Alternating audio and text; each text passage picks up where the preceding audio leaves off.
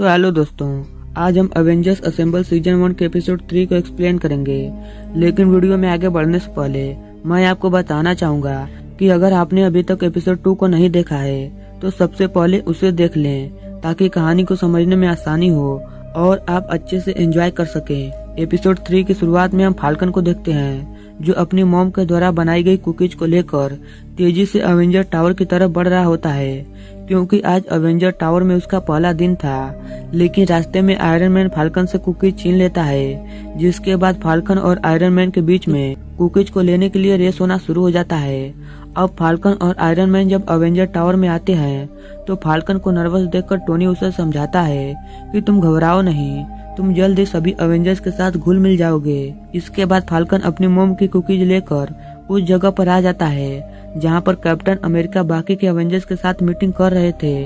अब हल्क जब फाल्कन के हाथ में कुकीज का बॉक्स देखता है तो कुकीज खाने लगता है। लेकिन अब यहाँ पर थॉर, हल्क और ब्लैक विडो के बीच में कुकीज को लेकर फाइट होना शुरू हो जाता है, जिसे देखकर सैम पूरी तरह से हैरान होता है। अब टोनी सैम को उसका कमरा दिखाने के लिए अपने साथ ले जाता है, लेकिन रास्ते में सैम को हॉकाई मिलता है जो काफी बदला बदला सा लग रहा था और सैम को पहचानने से मना कर देता है। जिसके बाद टोनी सैम को अपने साथ उसका कमरा दिखाने के लिए ले जाता है। लेकिन जैसे ही सैम और टोनी वहां से जाते हैं हम हॉकाई को ग्लास के पीछे कैद देखते हैं जो सैम और टोनी को बार बार बुला रहा था, लेकिन सैम और टोनी को उसकी आवाज सुनाई नहीं देती है। यानी कि जो हॉकाई अवेंजर टावर में मौजूद है वो एक बहरूपिया है। इसके बाद टोनी सैम को उसका रूम दिखाता है जो रूम कम और एक स्टोर रूम ज्यादा लग रहा था, जिस पर टोनी सैम से कहता है कि फिलहाल तुम्हें यहीं पर किसी तरह एडजस्ट करना होगा। इसके बाद हम बहरूपिया हॉकाई को देखते हैं जो आर्क रिएक्टर की मदद से एक पोर्टल खोलने में कामयाब हो जाता है, जिसमें से काले साए बाहर निकलते हैं जो किसी भी इंसान या मशीन का रूप ले सकते थे। काले साए सभी अवेंजर्स को इंटरडायमेंशनल पोर्ट के अंदर कैद करके उनकी जगह खोद लेना चाहते थे, ताकि जब वो अर्थ के लोगों पर हमला करे तो उन्हें रोकने वाला कोई न हो। अगले सीन में हम टोनी को देखते हैं जो सैम को बाकी के अवेंजर्स का कमरा दिखाता है। सबसे पहले वो थोर के कमरे में जाते हैं जहां पर सैम पूरी तरह से हैरान होता है, क्योंकि थोर का कमरा बाहर से एक नॉर्मल रूम लगता था, लेकिन अंदर आने पर वो एक विशाल का एसगार्डियन रूम था। अब सैम और टोनी जब थोर के कमरे से बाहर आते हैं तो एक काला साया थोर पर हमला करके उसकी जगह ले लेता है। यानी कि अब अवेंजर टावर में मौजूद हॉकाई और थोर असली नहीं बल्कि बहरूपिये हैं। इसके बाद टोनी और सैम हॉकाई के कमरे में आ जाते हैं जहां पर हॉकाई नहीं होता है, और जब टोनी को पता चलता है कि इस समय हॉकाई आर्क रिएक्टर के पास है तो वो उस तरफ निकल पड़ता है। इसके बाद सैम हल्क के कमरे में जाता है जो बिल्कुल साफ और खूबसूरत सा कमरा था और बहुत से कांच के खिलौने रखे होते हैं, जिन्हें देखकर सैम को लगता है कि यह हल्क का कमरा नहीं बल्कि ब्लैक विडो का रूम होगा।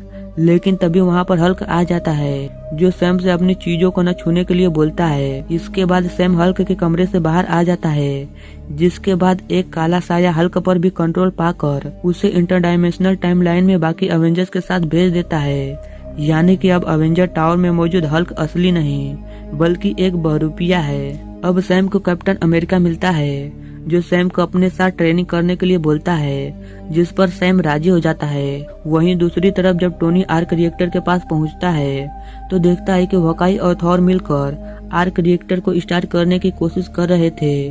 टोनी जब उनको ऐसा करते हुए देखता है तो समझ जाता है कि कुछ तो गड़बड़ जरूर है।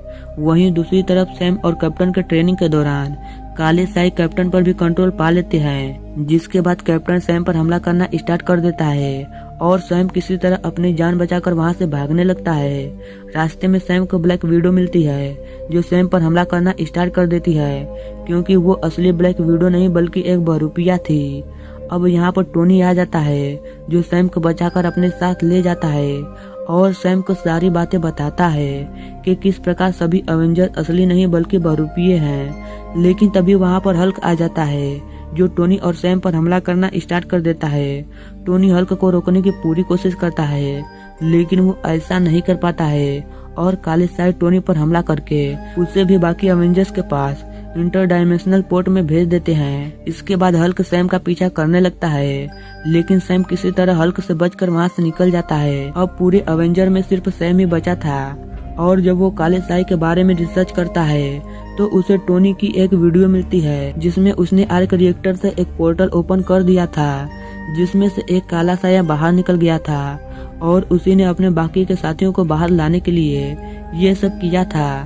अब नकली अवेंजर एक बार फिर से सैम पर हमला करना स्टार्ट कर देते हैं, लेकिन सैम किसी तरह उनसे बचकर वहां से निकल जाता है और बहुरूपी अवेंजर्स को लगता है कि सैम वहां से भाग गया। अब बहुरूपी अवेंजर आर्क रिएक्टर की मदद से पोर्टल खोलने में कामयाब हो जाते हैं, लेकिन पोर्टल के अंदर मौजूद असली अवेंजर काले सायों को पोर्टल से बाहर आने से रोकते हैं। अब यहाँ पर सैम आ जाता है जो अपने विंग की मदद से एक टोर्नेडो बनाकर सभी बहुरूपी अवेंजर्स को पोर्टल के अंदर भेज देता है, जहाँ पर बहुरूपी अवेंजर और असली अवेंजर के बीच में फाइट होना शुरू हो जाता है। लेकिन बहुरूपी अवेंजर असली अवेंजर के सामने ज्यादा देर तक टिक नहीं पाते हैं और अवेंजर काले सायों को हराकर पोर्टल से बाहर आ जाते हैं और टोनी पोर्टल को बंद कर देता है। इस प्रकार सैम की बहादुरी और सूझबूझ की वजह से अवेंजर एक बार फिर से दुनिया को बचा लेते हैं। अब हॉकाई को जब सैम के कुकीज का डिब्बा मिलता है तो उसमें सिर्फ एक ही कुकीज होती है जिसे खाने के लिए सारे अवेंजर्स एक बार फिर से आपस में लड़ने लगते हैं और ये एपिसोड यहीं पर खत्म हो जाता है।